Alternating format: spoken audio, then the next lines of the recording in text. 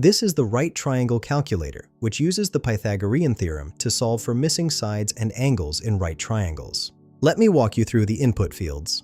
First, select your units from the drop-down menu. You can choose either metric with millimeters, centimeters, and meters, or imperial with inches and feet. For this demo, I'm using metric.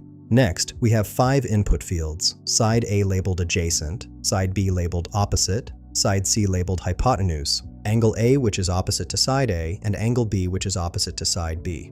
For our worked example, I'll enter 10 for side A adjacent, 10 for side B opposite, 10 for side C hypotenuse, 10 for angle A opposite to side A, and 10 for angle B opposite to side B. After clicking Calculate Triangle, the calculator returns an error message stating angle A plus angle B must equal 90 degrees. Please check your values. This makes perfect sense. In a right triangle, the two non-right angles must always sum to exactly 90 degrees, not 20 degrees as we entered.